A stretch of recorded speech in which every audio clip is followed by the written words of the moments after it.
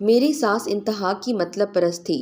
اس کے نزدیک اولاد میں صرف بیٹے ہی ہونے چاہیے، جبکہ یہ سب عورت کے اختیار میں تو نہیں ہوتا۔ اگر میں اپنی ساس کو کہتی اولاد مرد کے نصیب سے ہوتی ہے تو میری ساس مجھے ہی غصہ کرتی اور میں اس کی باتوں پر حیران رہ جاتی۔ میرا نام فہمیدہ تھا اور میں گاؤں میں رہتی تھی۔ میری شادی اسی گاؤں میں ہوئی تھی اور میرے سسرال میں میری ساس اور اس کے 7 بیٹے تھے، جبکہ میرا سسر 1 سال پہلے ہی مرا تھا۔ میری شادی احمد سے ہوئی تھی، جو کہ میری ساس کا سب سے بڑا بیٹا تھا۔ میری شادی ہوئی تو میں بڑی خوش ہوئی کیونکہ میرے سسرال والے اچھا کھاتے پیتے تھے۔ میرے سسر کی زمینیں تھیں اور یہ 7 بھائی اپنی زمینوں پر کام کرتے تھے، جبکہ میری ساس نے اپنے گھر میں جانور بھی پال رکھے تھے۔ یوں گھر میں کسی چیز کی کمی نہیں تھی، مگر میرے سسرال میں میری ساس کی حکمرانی تھی۔ سارے بیٹے اس کی بات مانتے تھے اور اس کے آگے چوں بھی نہیں کر سکتے تھے۔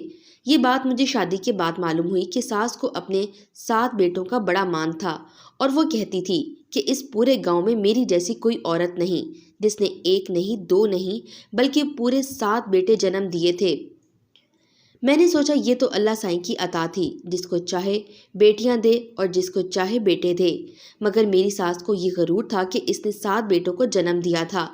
وہ مجھے بیاہ کر لائی تو یہی توقع مجھ سے بھی کرنے لگی۔ اس نے یہ بات مجھ سے نہیں کہی، مگر مجھے لگ رہا تھا کہ میری یہ خدمتیں اسی سلسلے میں ہو رہی تھیں، کیونکہ اسے جیسے ہی دائی نے بتایا کہ میں پیٹ سے تھی، اس نے مجھے چارپائی پر بٹھا دیا اور میری خوب خدمتیں کرنے لگی۔ روز صبح سویرے مجھے دودھ کا گلاس بھر کر دیتی اور کہتی کہ یہ سارا پی لو تاکہ بچہ صحت مند پیدا ہو۔ اس بات سے مجھے اندازہ ہوا کہ وہ یہ سب مجھے نہیں بلکہ اپنے پوتے کو کھلا رہی ہے۔ مجھے نہیں معلوم تھا کہ میرے پیٹ میں بیٹا تھا یا بیٹی، کیونکہ میرے لیے دونوں برابر تھے۔ میں ماں تھی، اس لیے میں تو دونوں سے ایک جیسا پیار کرتی، مگر میری ساس نے مجھے اشاروں میں جتا دیا کہ مجھے لڑکا ہی چاہیے تھا۔ اگر تم نے لڑکی پیدا کی تو تمہاری خیر نہیں، مگر اس میں میرا کیا قصور، کیونکہ یہ تو اللہ سائیں کو پتا تھا کہ میرے پیٹ میں کون تھا، مگر میری ساس کو بیٹے ہی چاہیے تھے، اس لیے وہ بیٹے کی ہی تیاری کر رہی تھی۔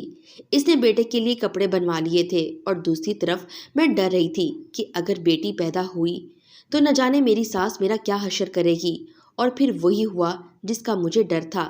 میں نے ایک بیٹی کو جنم دیا اور میری ساس کا منہ بن گیا۔ میری ساس نے پورے 7 دن مجھ سے بات نہیں کی اور نہ ہی اپنی پوتی کا منہ دیکھا اور نہ ہی اس کا کوئی نام رکھا۔ وہ ایسے بن گئی جیسے گھر میں کچھ ہوا ہی نہیں تھا۔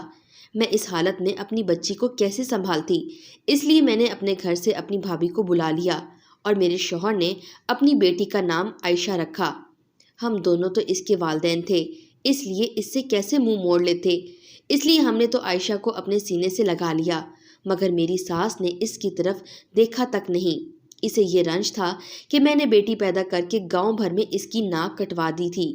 عائشہ اس گھر کی پہلی لڑکی تھی، اس لیے سب دھیرے دھیرے اس سے پیار کرنے لگے اور اس نے خود ہی سب سے وہ پیار چھین لیا جو اس کا حق تھا۔ میری ساس جہاں بیٹھتی تھی عائشہ بھی وہاں پہنچ جاتی اور اسے اپنی طرف متوجہ کرنے کی کوشش کرتی۔ میری بیٹی کی یہ کوششیں رنگ لائیں اور میری ساس نے پہلی بار اس کی طرف دیکھا اور پھر وہ آہستہ آہستہ اس کے قریب ہوتی گئی۔ پھر ایک وقت ایسا آیا تھا کہ میری ساس تو عائشہ کو دیکھ دیکھ کر جینے لگی۔ یوں عائشہ 2 سال کی ہو گئی اور اس کی دادی اسے کہتی، پیاری عائشہ، دعا کرو کہ اب جلدی سے تمہارا بھائی آ جائے، کیونکہ بھائی تو بہنوں کا سہارا ہوتے ہیں۔ یہ بات سن کر عائشہ دعا کے انداز میں ہاتھ اٹھا لیتی اور میں اس کے ایسا کرنے پر تڑپ اٹھتی۔ میں ان دنوں پھر امید سے تھی اور اس بار تو میں خود بھی دعا کر رہی تھی کہ بیٹا ہو جائے، کیونکہ اگر اس بار بیٹا نہ ہوا تو میری ساس تو مجھے گھر سے ہی نکال دے گی۔ پھر وقت تیزی سے گزرنے لگا۔ میں نے گاؤں میں کئی درباروں پر جا کر منت مانی کہ اس بار میرا بیٹا ہو تاکہ میری ساس مجھے گھر سے نہ نکال دے، لیکن اس سال جب میں نے دوسری بیٹی کو جنم دیا تو مجھے یقین ہو گیا کہ اب مجھے گھر سے وہ نکال دے گی، اور وہی ہوا جس کا مجھے ڈر تھا۔ میری ساس نے میری بیٹی کا خیال تک نہیں کیا اور مجھے میرے میکے بھیج دیا اور پھر مجھے لینے تک نہ آئی۔ یہ دیکھ کر میرے گھر والے پریشان ہو گئے اور انہوں نے میرے سسرال والوں سے بات کی۔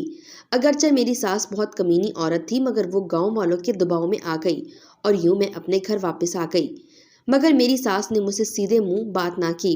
عائشہ نے تو اپنا آپ دادی سے منوا لیا تھا، مگر میری دوسری بیٹی کو تو اس نے دیکھا تک نہیں۔ وہ बेचारी सारा दिन कमरे में पड़ी रहती और सास मुझसे सारा दिन घर का काम कराती थी। ऐसा लगता था कि मेरी सास मुझसे नाउम्मीद हो गई थी, इसलिए तो इसने मुझे बहू की बजाय इस घर की नौकरानी समझना शुरू कर दिया था। मैं किसी नौकरानी की तरह सारा दिन घर में काम काज में लगी रहती और तब कहीं जाकर मेरी सास मुझे खाना देती थी।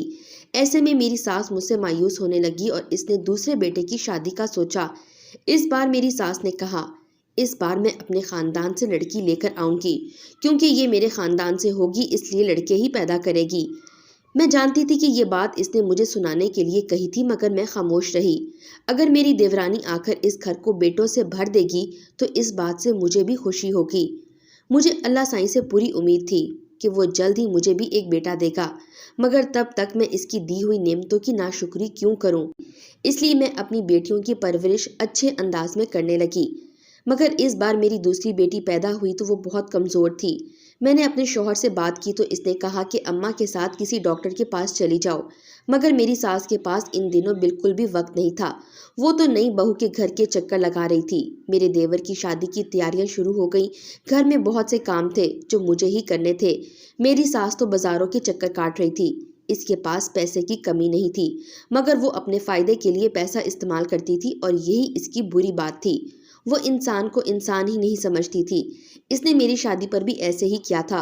इसने मेरे नाज नखरे उठाए थे, मगर जैसे ही इसे पता चला मैं इसकी किसी काम की नहीं, इसने मुझे घर के एक कोने में फेंक दिया। मैं दुआ कर रही थी कि मेरी देवरानी इसके लिए फायदेमंद साबित हो, वरना मुझे उम्मीद थी कि वो इसे भी एक कोने में फेंक कर तीसरे से उम्मीद बांध लेगी। मुझे मालूम था मेरी सास बहुत जालिम थी। इसे किसी का दर्द महसूस नहीं होता था। शादी के दौरान मेरी बच्ची बीमार थी, मगर मुझे काम करने थे। मेरी सास को इस बात की परवाह नहीं थी, बल्कि वो चाहती थी कि अच्छा है कि मेरी बेटी मर जाए। इसे पोतियों से कोई गर्ज नहीं थी। इसे तो बस पोते ही चाहिए थे जो इसके बेटों का सहारा बन सके। इसलिए मेरी सास ने अपने दूसरे बेटे की शादी अपनी भांजी से कर दी ताकि वो इसकी तरह बेटे ही पैदा करे। मेरी सास को बेटे चाहिए थे क्योंकि वो कहती थी कि बेटे बाप का सहारा बनते हैं, जबकि बेटियां तो बड़ी होकर पराए घर चली जाती हैं। मेरे देवर की शादी के दौरान मेरी दूसरी बेटी बीमार हुई, मगर सास ने डॉक्टर के पास ना ले जाने दिया और वो शादी के बाद मर गई। सबके लिए ये एक मामूली बात थी, मगर मैं माँ थी। मैं अपनी सास को माफ़ नहीं कर सकती थी। मैं इसे बद्दुआएं देने लगी क्योंकि इसकी गफलत की वजह से मेरी बेटी मर गई।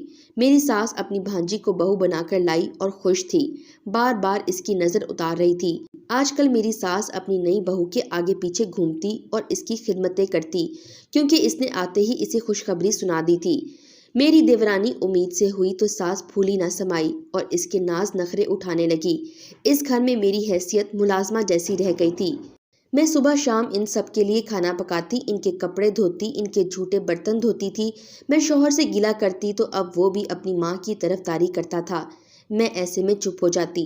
जब अपना शौहर ही ऐसा था तो मैं किसी से और क्या शिकवा करती।